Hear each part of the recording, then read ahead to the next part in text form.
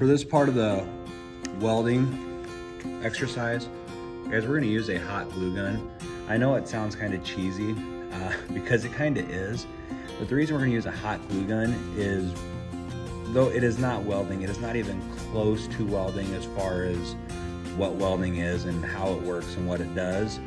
But the one thing it is kind of similar with how we're gonna use this is just the motion and the patience that it's gonna require to use this that somebody who welds needs to have.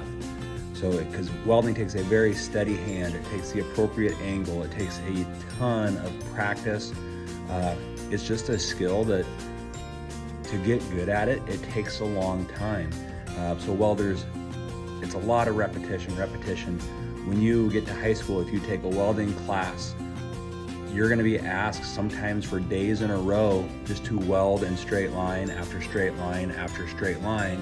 So this is just kind of a idea to show you what that might entail. So it's not gonna take a ton of time today, but I just want you to practice and focus on how you're holding the glue gun, the welding gun, and the path you take. So the first weld you're gonna do is what's called a butt joint.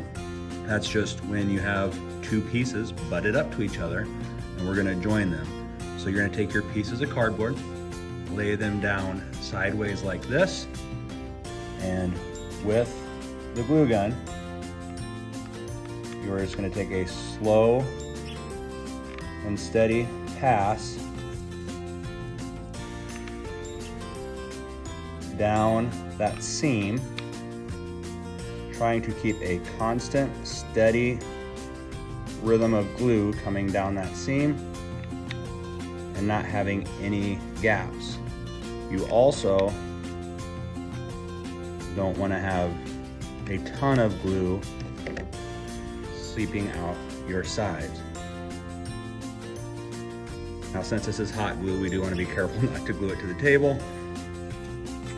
So you can pick it up to let it dry. And then what the teacher will be looking for is just have a nice bead, is what they would call it in welding. So it should just look like a nice steady stream all the way across. The other type of joint I want you to do, we call it a 90 or maybe a T-joint if you're doing it on both sides. So this one, again, we want to make sure we hold your gun, your glue gun, your welding gun, or your welding torch if you're welding, at an angle, kind of makes contact with both. And then we're also going to hold it at an angle so we can keep a steady line of glue all the way down that seam, making sure we're holding the glue gun in a way that you're getting glue on both pieces.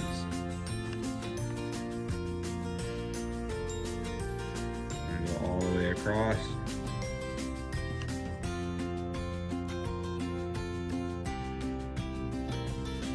Again, I'm going to make sure that I have no gaps in my seam of glue. I don't have extra glue just oozing everywhere else. I can hold this for a few seconds to let it dry.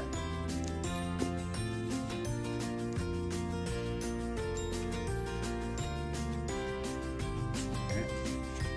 So if you want, you can go ahead and put another one on the other side. When you're done, it should be a nice solid T, good straight angle.